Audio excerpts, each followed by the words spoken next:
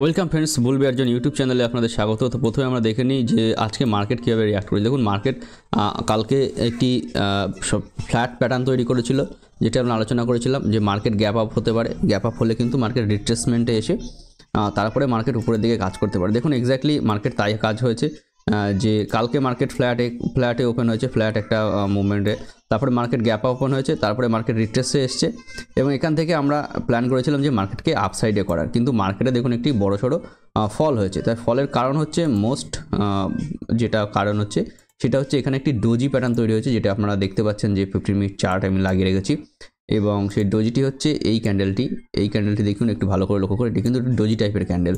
So এই doji candle আমার প্রিয় ক্যান্ডেল। সো এই ডোজির আপার এবং লো মার্ক করে নিতে হবে। যেদিকে ডোজি ব্রেক করবে সেদিকে কিন্তু লম্বা ফল দেবে বা লম্বা রেস চলবে।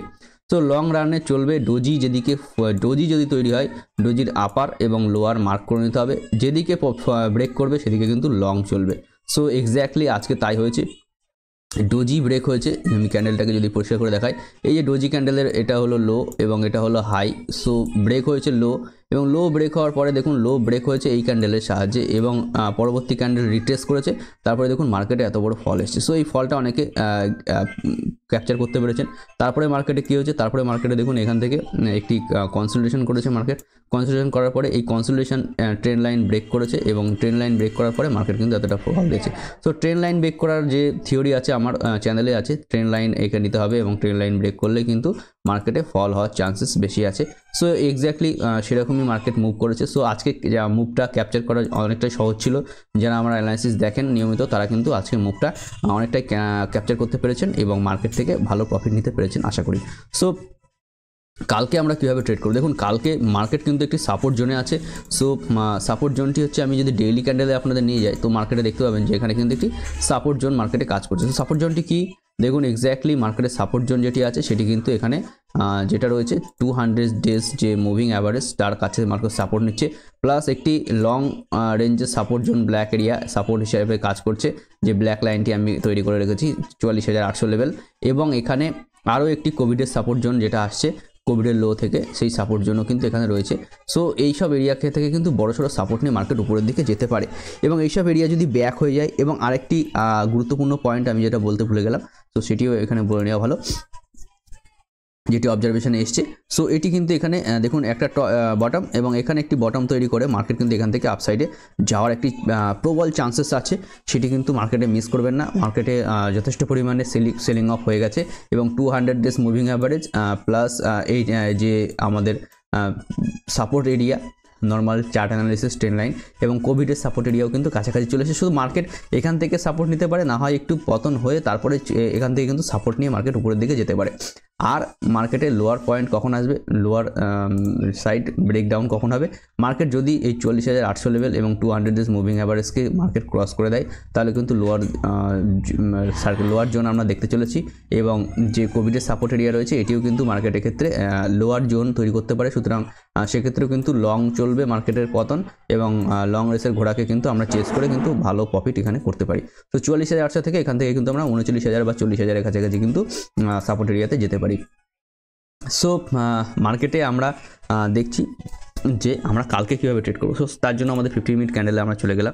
সো দেখুন মার্কেটে কালকে যদি এখান থেকে মার্কেট আপসাইডে ওপেন হয়, তাহলে এখানে কিন্তু এইসব শর্ট যারা আছে তারা কিন্তু অনেকটাই প্রফিট পেয়ে যাবে, তারা তখন কভার করতে শুরু করবে এবং মার্কেট কিন্তু আপসাইডে চলা শুরু করতে পারে। এবং যদি লোয়ার সাইডে ওপেন হয় মার্কেট, তাহলে কিন্তু এইসব জন্য হিট করার সঙ্গে সঙ্গে মার্কেট আপার দিকে চলে আসার চান্সেস রয়েছে। সো আপসাইডে মার্কেট এখান থেকে চলে যেতে পারে। সো মার্কেটে কিন্তু এই ধরনের মুভমেন্ট আছে। মার্কেটে নেগেটিভ কখনই নেগেটিভ হবো মার্কেট যখন উপরে খুলে মার্কেট যখন এইসব এরিয়াকে ব্রেক করা শুরু করবে এবং 44,800 জনকে যখন মার্কেট নিচের দিকে কেটে দেবে, তখন কিন্তু মার্কেটে লোয়ার জোন আমরা দেখতে শুরু করব এবং মার্কেটকে আমরা তখন নিচের সাইডে করার চেষ্টা করব এবং নিচের সাইডে মার্কেট কিন্তু তখন যেতে পারে। সো সাপোর্ট জোন রয়েছে 44,800, এই লেভেলটিকে কিন্তু মার্ক করে রাখুন। নিফটিও কিন্তু আজকে ব্যাংক নিফটি এটা করেছে। সো আমরা যদি নিফটির চার্টে চলে যাই, সো নিফটির চার্টে দেখতে পাবো কিন্তু নিফটি এখনও উপর সাইডে আছে এবং নিফটি জাস্ট এখান থেকে ব্রেক করা শুরু করেছে এবং নিফটি কিন্তু এখানে 50 ডেজের যে মুভিং অ্যাভারেজ আছে, এখান থেকে কিন্তু নিফটি সাপোর্ট নিয়ে উপরের দিকে যেতে পারে। যেহেতু নিফটির মুভ হয়েছে এবং এখানে কিন্তু কনসেন্ট্রেশন করেছে, সো নিফটি যদি আপার সাইডে মুভ দেয় তাহলে কিন্তু বড় সড়ো মুভ আসতে পারে এবং সেই জন্য কিন্তু আমাদের রেডি হওয়া উচিত। এবং নিফটিতে যে লোয়ার সাইড রয়েছে সেটা হলো এই 50 ডেজ ইএমএ যে আছে তাকে যদি ক্রস করে এবং এই সাপোর্ট জোন আছে, সাপোর্ট জোন থেকেও মার্কেট উপরে যেতে পারে, সাপোর্ট জোনকেও যদি ক্রস করে যায় এবং এই যে সাপোর্ট জোন আছে ক্রস করলে কিন্তু নিফটির নেক্সট টার্গেট হয়ে যাবে 20,000-এর কাছাকাছি।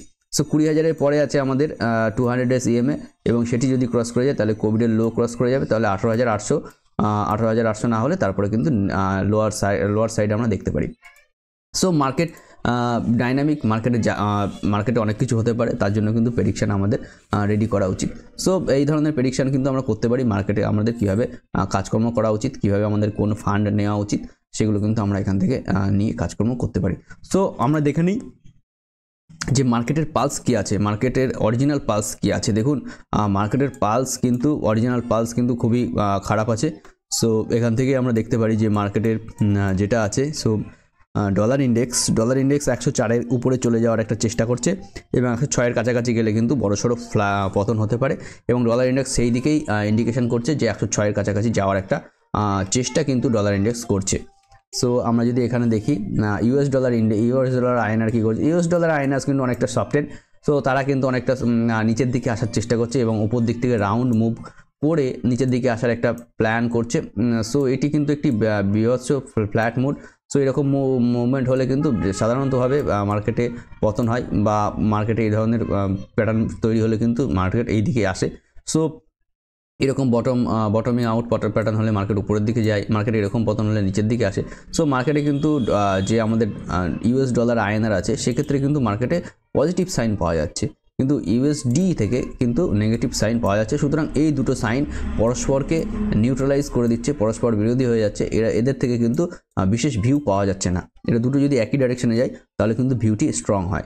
সো আমরা দেখে নিই আমাদের এইচডিএফসি ব্যাঙ্ক কী করেছে। দেখুন এইচডিএফসি ব্যাঙ্ক এখানে যদি আমি দেখাই, সো এটা আমার প্রফিট জোনের এরিয়া। সো এইচডিএফসি ব্যাঙ্ক কিন্তু ডবল বটম তৈরি করার জন্য আসছে। সো এইচডিএফসি ব্যাঙ্কে বড়সড় পতন হয়েছে কদিনে, কিন্তু এই যে একটা বটম এবং এখানে একটি বটম যদি তৈরি করতে পারে তাহলে কিন্তু এইচডিএফসি ব্যাঙ্ক এখান থেকে কিন্তু আপসাইডে যাওয়ার একটা প্রবণতা আছে এবং মার্কেটে ইম্পসিবল বলে কিছু নেই। আবার এই যে জোনটা আছে এই জোনের নিচে যদি ক্যান্ডেল ক্লোজ করে দেয় ডেইলিতে তাহলে কিন্তু নিচে সার্কিট খুলে গেল, তাহলে নিচের দিকে আসার কিন্তু চ্যানেল তৈরি হয়ে গেল। সো এটিও কিন্তু মার্কেটের এক্ষেত্রে গুরুত্বপূর্ণ এবং এক্ষেত্রেও কিন্তু মার্কেট নিচের দিকে আসতে পারে। So finally ICICI bank movement করেছে এবং ডাউন সাইড আসার চেষ্টা করছে এবং যেটি কিনা আইসিআইসিআই ব্যাঙ্কের ক্ষেত্রে কিন্তু আসাটা পসিবল ছিল, কারণ কি আইসিআইসিআই ব্যাঙ্ক প্রচুর পরিমাণে চলেছে। এখানে যদি আপনারা দেখেন যে আইসিআইসিআই ব্যাঙ্ক কিন্তু একটি শার্প মুভমেন্ট দিয়েছে উপরের দিকে। সো এটি একটি আইসিআইসিআই ব্যাঙ্কের ক্ষেত্রে বড়সড় পতন হতেই পারে, সো না হওয়ার কিছু নেই। সো এটি যদি হয় তাহলে কিন্তু মার্কেটে মানে আমাদের ইন্ডিয়ান মার্কেটের ব্যাঙ্কিং সেক্টরে কিন্তু বড়সড় ফেলিয়ার হতে পারে। সো সেটি কিন্তু এখান থেকে আইসিআইসিআই ব্যাঙ্ক অনেকটা ইন্ডিকেশন দিচ্ছে। সো আইসিআইসিআই ব্যাঙ্কের ক্ষেত্রে পুরোপুরি নেগেটিভ পজিটিভ হওয়ার চান্সেস আছে। এখানে যদি আমরা যে 200 ডেজ ইএমএ আছে সেখান থেকে কিন্তু আমরা পজিটিভ সাইন নিতে পারি। সো মার্কেটে দেখুন বিগ সেলিং যখন আসছে তখন কিন্তু মার্কেটে আমাদের বিগ সেল অফের জন্যই মার্কেট তৈরি হচ্ছে, এটাও কিন্তু বলা যায়। যেহেতু আইসিআইসিআই এইচডিএফসি ব্যাঙ্ক কিন্তু সাপোর্ট জোনে আছে, আইসিআইসিআই ব্যাঙ্কের ক্ষেত্রেও একটা সাপোর্ট জোন আছে যেটা কিনা এই যে জোনটা আছে এবং এই যে জোনটা আছে, এই জোনটা কিন্তু এই দুটো জোন কিন্তু ডবল বটম যে আছে, ডবল বটম অর্থাৎ এর নিচে একটা দুটো বটম, সেই বটমের কাছাকাছি কিন্তু তৈরি করেছে। সো এখান থেকে কিন্তু পজিটিভ সাইন দিতে পারে। ডাইরেক্টলি কোনো মার্কেট একভাবে চলে গেলে কিন্তু সেটাকে ক্র্যাশ বলা হয়, কিন্তু এখান থেকে কিন্তু মনে হচ্ছে মার্কেট এখান থেকে পজিটিভ সাইন দিতেও পারে। তো স্টেট ব্যাঙ্ক আজকে 3% চলেছে এবং উপর থেকে সেলিং এসেছে। যদি 15 মিনিট চার্টে আমরা দেখাই, 15 মিনিট চার্ট যারা দেখেছেন তারা অলরেডি দেখে নিয়েছেন যে স্টেট ব্যাঙ্ক কিন্তু উপরের দিকে চলেছে এখান থেকে এখান থেকে চলেছে। এখান থেকে দেখুন শার্প মোমেন্টাম করেছে, শার্প মোমেন্ট এখান থেকে প্রফিট বুকিং হয়েছে, তারপরে কিন্তু আবার কনসোলিডেশন এতটা, সুতরাং শার্প মোমেন্ট বলতে পারি আমরা এতটা, তারপরে কিন্তু এখান থেকে কনসোলিডেশন করেছে, সুতরাং হাফ মোমেন্ট রয়ে গেছে এবং এসবিআই কিন্তু আরও উপরের দিকে মুভ করতে পারে যেহেতু পিএসইউ সেক্টর এখন চলছে পুরোপুরি রিটেল ড্রিভেন দ্বারা। সো পিএসইউ সেক্টরে কিন্তু বড়সড় বাইং আসতে পারে। সো সেই দিকেও কিন্তু আমাদের নজর রাখতে হবে। তো এসবি ব্যাঙ্ক আমরা দেখে নিই, পিএনবি, অ্যাক্সিস ব্যাঙ্কে বটম তৈরি করার জায়গায় চলে এসছে। পাঞ্জাব ন্যাশনাল ব্যাঙ্ক এখানে কনসোলিডেশন করছে, এরা কিন্তু আপসাইড করতে পারে। সো আমরা এখন দেখে নিই যে আমাদের সেক্টরগুলো কী করছে এটা দেখা খুবই জরুরি, যে ফিনান্স সেক্টর। তো ফিনান্স আমরা দেখে নিচ্ছি, এখান থেকে আমরা শুরু করি পিএসইউ ব্যাঙ্কিং সেক্টর থেকে। তো সেটি সুবিধা। পিএসইউ ব্যাঙ্কিং সেক্টর দেখুন ডেইলিতে উপর থেকে সেলিং এসছে, এসবিআই সেলিং এসছে, সেটা দেখতেই পাচ্ছেন। নিফটি ইনফ্রাতেও দেখুন নিচের থেকে বাইং এসছে, যদিও সেলিং মার্কেটে বাইং এসছে। রিয়ালিটি সেক্টরে নিউট্রালাইজ সেক্টর কোনো কিছুই দেখাচ্ছে না। আইটি সেক্টরে দেখুন এখান থেকে কিন্তু কনসলিডেশন করছে এবং নিচের দিকে ডোজি তৈরি হচ্ছে, তার মানে আইটি সেক্টর কিন্তু এখান থেকে উপরের দিকে করতে পারে। ফিন সার্ভিস ব্যাঙ্কিংয়ের মতোই, এটা আলোচনা করার বিশেষ কিছু নেই। মেটাল সার্ভিস সাপোর্ট জোনের কাছাকাছি চলে এসছে, মেটালে কিন্তু সাপোর্ট আসতে পারে। অটো সেক্টর নেগেটিভে এসছে, অটো সেক্টরে কিন্তু কোনো রকম মুভমেন্ট নেই। এফএমসিজিতে বড়সড় সেলিং এসছে, উপর থেকে অনেক দিন ধরে সেলিং চলছে। এনার্জি মার্কেটে সাবডিউড মোমেন্টাম এনার্জি মার্কেট হারাচ্ছে এবং এনার্জি মার্কেট কিন্তু এইভাবে ছোটো ছোটো ক্যান্ডেল তৈরি করে উপর নিচে করে। মিড ক্যাপ ইন্ডেক্সে একটি সেলিং এসছে এবং এটি একটি বড়সড় ক্যান্ডেল। সো দেখা যাক মিড ক্যাপ এখান থেকে উপরের দিকে কতটা যেতে পারে। সো ফার্মা সেক্টরেও সেলিং এসছে, সেলিং সর্বত্র এসছে, স্মল ক্যাপে সেলিং এসছে। ডাউ জোন্স ইন্ডাস্ট্রিয়াল অ্যাভারেজ কিন্তু এখান থেকে পজিটিভ বা নিউট্রাল মোমেন্টামে রয়েছে। S&P 500 যারা 500 কোম্পানি আছে আমেরিকান, তাদের নিয়ে গঠন করা, এবং তারা কিন্তু উপরের দিকে যাওয়ার একটা চেষ্টা করছে। ন্যাসড্যাকও উপরের দিকে যাওয়ার একটা চেষ্টা করছে। সো আমার এই মার্কেটে কিন্তু বড়সড় খুব বেশি বড়সড় কিছু নেই, মার্কেট এখান থেকে উপরের দিকে যেতেই পারে। দেখুন হ্যাংশেকের মতো মার্কেট যারা উপর থেকে সেলিং করে করে এসছে, এখানে একটি বটম বানিয়েছে এবং এখানে একটি বটম তৈরি করেছে, তারপরে কিন্তু মার্কেট উপরের দিকে। সুতরাং মার্কেটে কিন্তু এই ধরনের কিছু সৃষ্টি হতেই পারে, না হওয়ার কিছু নেই, এগুলো কিন্তু মার্কেটে হতেই থাকে। সুতরাং এত বড় সেলিংয়ের পরে মার্কেট যে আপসাইড যাবে না সেরকম কোনো কাহিনী কিন্তু এখানে নেই। সো আমরা স্টকে যে একবার চলে যাই, কোনো রকম রেকমেন্ডেশন নয়, জাস্ট আমি দেখি সেই জন্যই। সো স্টক এজের যেটা আছে এবং সেটাই আমি এখানে চালু করে দিলাম। দেখুন এখান থেকে কালকে মার্কেটে এফআইআই সেলিং করেছে, ডিআইআই তুলনামূলকভাবে কম বাইং করেছে এবং এখানে কিন্তু ডিআইআই বরাবরের জন্য কমই বাইং করছে, ততটা বাইং এখানে ডিআইআই দেখা যাচ্ছে না। এবং দেখুন ফিউচার মার্কেটে এফআইআই বাইং করছে নিফটিতে। তো ব্যাঙ্কিংয়ের ক্ষেত্রে তারা কিন্তু পুরোপুরি নেগেটিভই আছে, নিফটির ক্ষেত্রে তারা বাইং করে চলেছে এবং এখানে নিফটিতেও সেলিং করেছে। সো আজকে কিন্তু নিফটিতেও সেলিং করে গেছে, ব্যাঙ্ক নিফটিতে তুলনামূলকভাবে পজিটিভ রাখার জন্য চেষ্টা করছে। এবং আজকে দেখুন এফআইআই মার্কেটে সেলিং করেছে 4000 কোটি টাকা, ডিআইআই কিন্তু তাকে ওভারডোজ করে বাইং করে নিয়েছে। এবং এখানে কিন্তু একটি জিনিস পরিষ্কার যে ডিআইআই কিন্তু এফআইআইকে টক্কর দেওয়া শুরু করেছে। কালকে তারা হঠাৎ করে সেলিং করেছে, কিন্তু এখানে দেখুন এক প্রকার এফআইআই বাইং করে গেছে। সো এখানে একটি বুস্ট তৈরি করে গেছিলো তারা, এবং সেখান থেকে আমি দেখাচ্ছি যে এই যে এখানে দেখুন তিনটেই বাইং এবং তার উপরে এফআইআই ডিআইআই বাইং, কিন্তু এফআইআই বা এরা কিন্তু সেলিংয়ে। সো মার্কেটে কিন্তু তুলনামূলকভাবে নিফটিতে বড়সড় পতনের চান্সেস রয়েছে, ব্যাঙ্ক নিফটি কিন্তু তুলনামূলকভাবে উপরে আপসাইড করতে পারে, সেই রকম কিন্তু একটি চান্সেস মার্কেটে রয়েছে। সো মার্কেট কিন্তু এইভাবেই কাজকর্ম করে গেছে। সো আমরা যদি এখানে অপশান চার্টে একবার দেখে নিই, অপশান চার্টে কী বলছে। সো অপশান চার্টের খুলে নিই। সো দেখুন কল সাইডে নিফটিতে আজকে যেটা ট্রেড, আমি ব্যাঙ্ক নিফটিতে খুলে নিই, তো সেক্ষেত্রে আমাদের সুবিধা হবে অ্যানালাইসিস করতে। সো এখানে যদি আমি ব্যাঙ্ক নিফটি দিয়ে দিই, সো এটা 14 ফেব্রুয়ারি, ওকে 14 ফেব্রুয়ারিতে ব্যাঙ্ক নিফটির এক্সপায়ারি রয়েছে। সেখানে দেখুন কল সাইডে সেলিং বেড়েছে। সো কল সাইডে কিন্তু মার্কেটে এই ধরনের সেলিং রয়েছে 54-55, এবং এখানে কিন্তু খুব বেশি হেরফের হয়নি। কিন্তু পুট সাইডে দেখুন, পুট সাইডে বেশি পরিমাণে বেড়েছে এবং পুট সাইডে যেটা রয়েছে 45,100, এখান থেকে কিন্তু পুট সেলিংটা বেড়েছে এবং 45,500 পর্যন্ত মার্কেটে কিন্তু বড়সড় সাপোর্ট এরিয়া হিসাবে দেখাচ্ছে।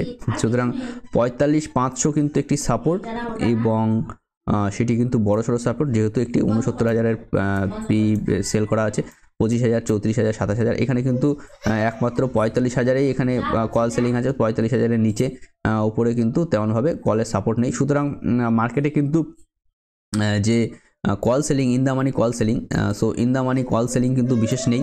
সো মার্কেটে এখান থেকে পুট যে আমাদের পুট কল রেশিও আসছে, এটা কিন্তু সাপোর্ট জোন হিসাবে আসছে, অর্থাৎ 45,500-র উপরে কিন্তু বিগ প্লেয়াররা মার্কেটকে দেখতে চাইছে, বা 45,500-র উপরে কিন্তু মার্কেট থাকছে বলে এখানে তারা মনে করছে। সো দেখুন পুট সেলিংয়ের যে অপশান আছে, তারা কিন্তু ইন দ্য মানিতে কত পরিমাণে সেলিং করে গেছে, এবং বিশেষ করে 45,500 যে লেভেল আছে, এটি কিন্তু দেখার মতো, যেটা কিনা 70,000 পর্যন্ত সেলিং করে গেছে। এখানে কিন্তু বিশেষ পরিমাণে ইন দ্য মানিতে সেলিং নেই, যেটা আছে স্পট আইটিএমে আছে। সো আইটিএমে আমাদেরও এখানে 27,000-এর সেলিং রয়েছে। সো কল সেলিংরা এখান থেকেই মার্কেট থেকে চাইছে নিচে এবং উপরে, কিন্তু আর ইন দ্য মানিতে সেলিং তারা চাইছে না। সুতরাং কল সেলিং কিন্তু এখানে এক প্রকার নেই বললেই চলে। সুতরাং পুটে যেহেতু সেলিং রয়েছে 45,500, সুতরাং 45,500-এর উপরে কিন্তু মার্কেট এখান থেকে যেতে পারে। সেই জন্য কিন্তু আমাদের এখানে রেডি হওয়া প্রয়োজন আছে। So thank you friends, video দেখার জন্য অসংখ্য ধন্যবাদ এবং চ্যানেলটিকে ভালো লাগলে অবশ্যই সাবস্ক্রাইব করবেন, লাইক, শেয়ার এবং কমেন্ট করে জানাবেন। Thank you friends, good night.